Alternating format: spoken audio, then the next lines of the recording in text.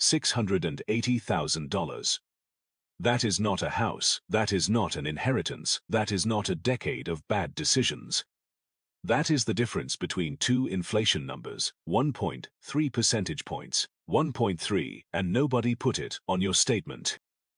Your portfolio went up 8% last year. You saw that number. You probably felt good about it, 8%.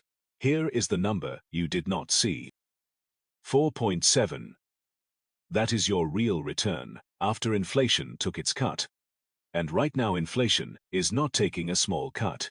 The Bureau of Labor Statistics released the March CPI report on April 10th. Consumer prices rose 3.3% year-over-year, up from 2.4% in February. 1 month, almost a full percentage point jump. The energy index jumped 10.9% in a single month, largest monthly increase in that index since September 2005. 2.4% in February, 3.3% in March. The cause is not a mystery: oil. Brent crude sat at about $70 a barrel before the Iran war started February 28th.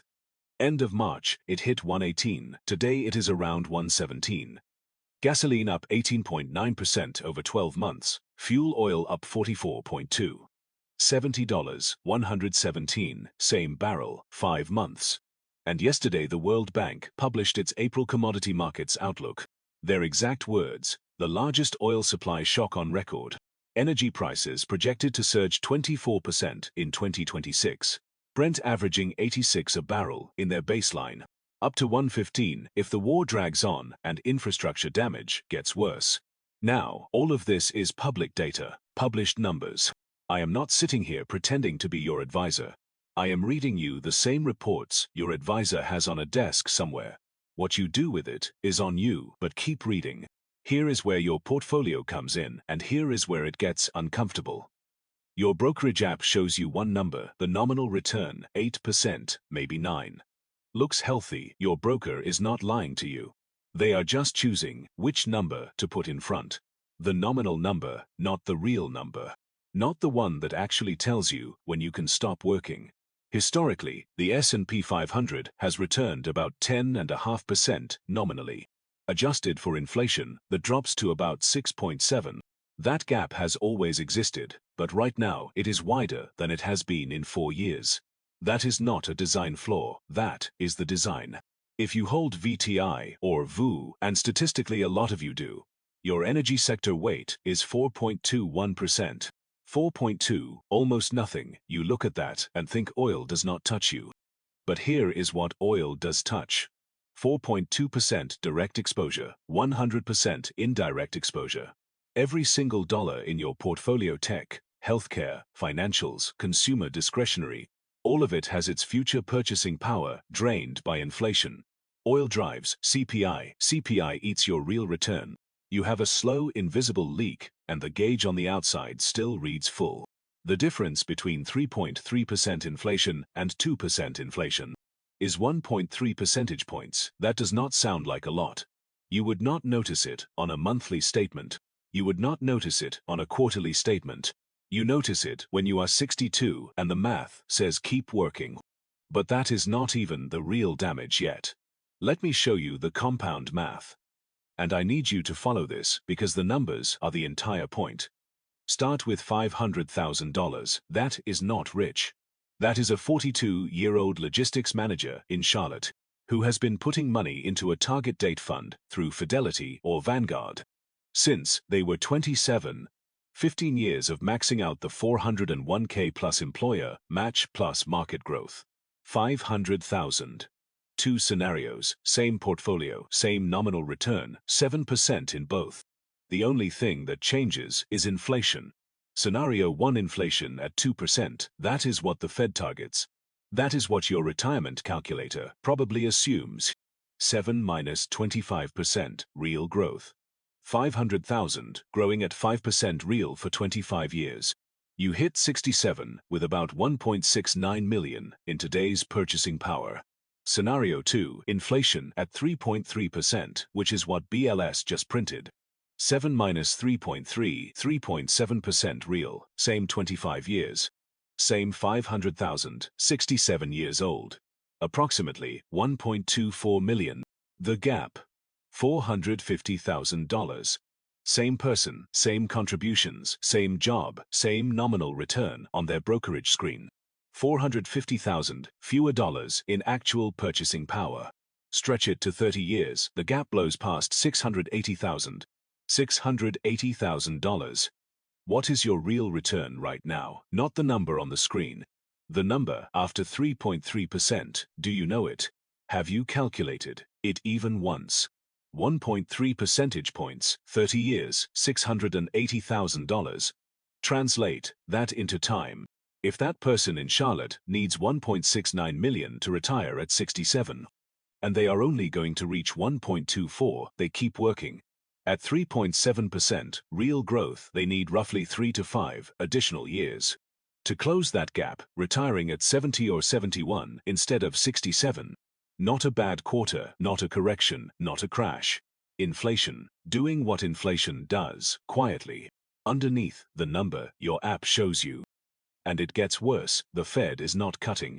Held at 3.5 to 3.75 at the March meeting. Second consecutive hold. Markets expect no change at the April meeting either. Your high-yield savings account, the thing everyone moved cash into. Top rates right now are about 4 to 4.2%. CPI at 3.3, real savings yield under 1%. 4% in, 3.3% out, under 1% left. You moved money into a high-yield savings account to be responsible. The real yield on that responsible decision is maybe 0.7%. Your cash is not growing, it is barely standing still. And that is the best rate available. The national average savings rate is around 0.4%. Against 3.3% inflation, the average American savings account is losing almost 3% of purchasing power per year.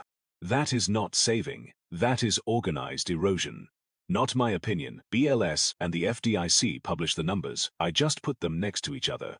The Strait of Hormuz carried about a fifth of the world's oil supply before this war. It is still largely shut, even after the ceasefire. The World Bank's baseline assumes shipping volumes gradually return to near pre-war levels by October. 6 more months of elevated oil, 6 more months of CPI pressure, 6 more months of your real return getting compressed. And if it does not resolve by October, if Brent averages 115 for the year, inflation does not stay at 3.3.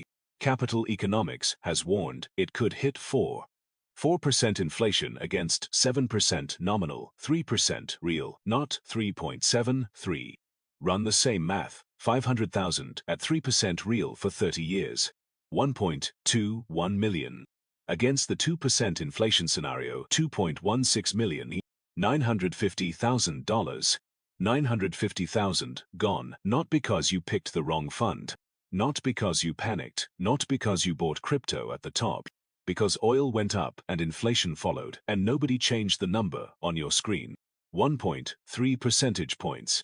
That is the difference between retiring at 67 and retiring at 71. 2 percentage points. That is the difference between retiring at 67 and maybe not making it at all. I do not know your tax bracket.